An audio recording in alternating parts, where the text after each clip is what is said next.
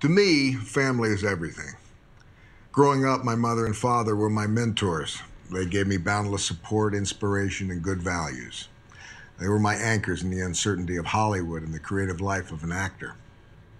Our parents, they give us so much. As they age, they deserve to live their retirement years as healthy and independent as possible. Yet the needs of an aging population will soon overwhelm our country's ability to provide the support and care that they so rightfully deserve. We have an obligation to our parents and to the next generation of elderly to ensure that they get the best possible health care. Fortunately, exciting new technologies coming in the next 5 to 10 years offer the potential to dramatically improve the quality of care we can provide. The video that you're about to watch will give you a glimpse into what those technologies will mean for your family and mine. What you'll see is all possible, and we can and must make it happen through vision and leadership.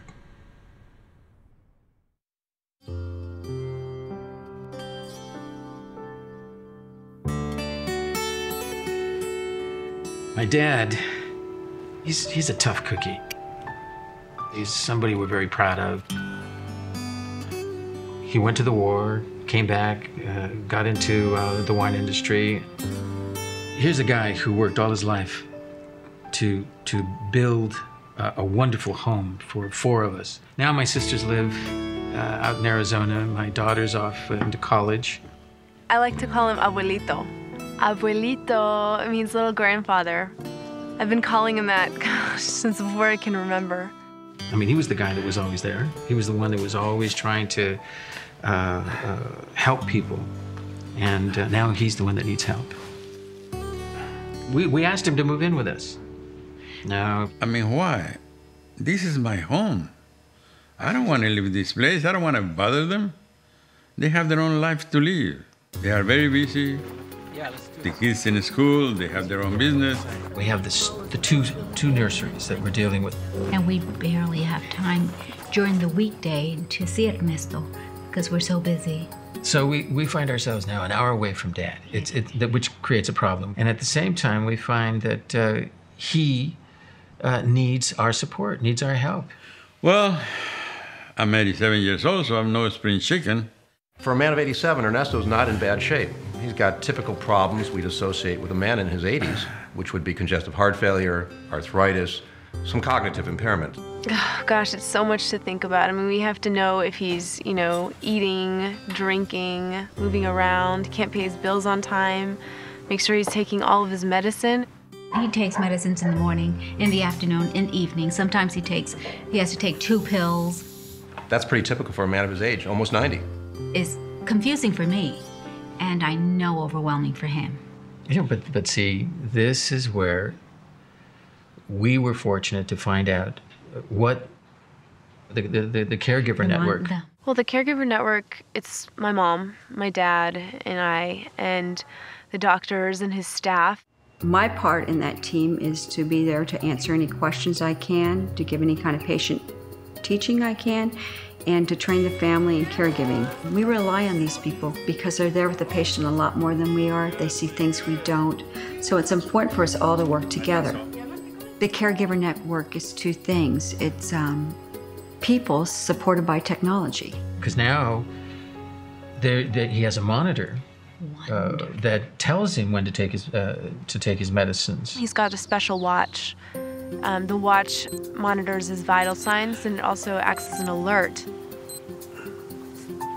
He just prompts him to take his meds. It tells him whether or not to take it with water, to take it with food. That's that's a lifesaver. Well, the house is networked with sensors all around, so it gives us a real good picture of what's happening in the house. We don't have to be close by to see it. We can be anywhere. But Ernesto has to give us permission. He's allowing us to go in there. We just look at the computer, it's right there, stats. Everything we need to know is right there. We got your shipment in yesterday. Right. Well, no, I'll be sending it today, later this afternoon. So we know, everything's okay health-wise with him. It tells us about his activities. It's like a log of everything that happens. For example, let's say he's, cooking and he leaves the stove on. The sensors turn it off.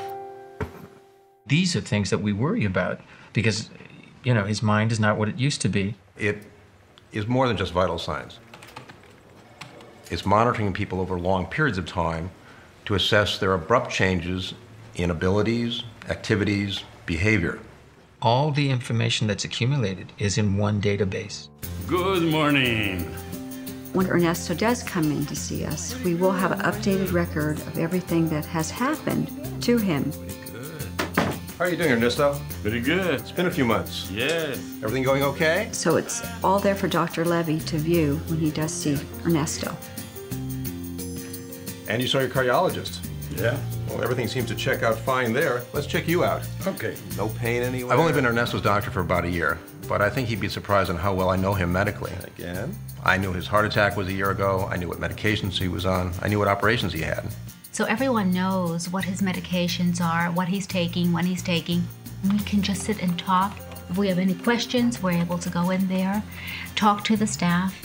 If there's a change in medication, I'll explain it to him and why we've changed the medication. There's also a public side of it where the family can access related information, connect and talk to other caregivers, see what works, share ideas. It's a great resource. I just like the fact that I'm not alone in this. I can ask questions of other people that have faced this situation before, and that's a great help. But with everything else that's going on, yeah, Adriana has diabetes, so she just sort of doesn't give it the importance that it should be because she doesn't want us to worry. Yes, I have diabetes, and it's something you can't escape. It's a part of my daily routine. Were you able to finish everything today? I do my blood levels. I send them out to my doctor. And it automatically goes into my records. And if anything's different, I know I'm going to get a call from her. It's not a major concern, but your levels are trending higher than I'd like to see. How are you doing with your exercise program? Well, it's been really rough lately. It keeps me honest. I don't like that one. You're gonna throw it down. Hey. The one thing about my dad is that he loves playing cards. Oh, that he never forgets, his cards. He loves solitaire. After talking with the family, we found out Ernesto was really into cards. So we set him up with a solitaire game on the computer, an embedded assessment tool. That way I can monitor his dexterity, his reaction time, cognitive function, and it gives me an idea of how he's doing. My doctor, he thinks it's good for me. I don't know if it's good for me or not, but I love it. Don't interfere. I play all kinds of games, and mostly poker. Alberto comes in on Thursdays when he can, and we play here. But most of the time, I just play on the line. I play not only with Alberto, I play with anybody. What do you have? 3 of a kind. I beat you this time. He's got this whole social network, this online community. He's made so many friends, and before when he couldn't drive, it was disheartening. He couldn't meet with anybody or talk to anyone besides us, and now he can, and he does. For his age, he's doing remarkably well. His quality of life is just fantastic.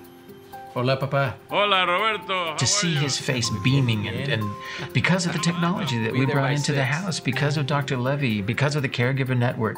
The network makes a tremendous difference. Ernesto's happier, he's healthier, he's more engaged, he's getting better medical care. We're catching things before they become a problem. We're gearing up for his birthday. Big party. Oh, yeah. In fact, Tina's coming over. I think I'm going to be 87 years old. I don't know how in the hell that happened. We all feel the same way. I mean, we're just so pleased with how this whole situation has worked out. I mean, we never thought it would turn out this way. Even if my family lives far, far away, it doesn't matter because I feel connected with them, We want to give him what he gave to us. And that quality of life that he gave us, we're giving back to him.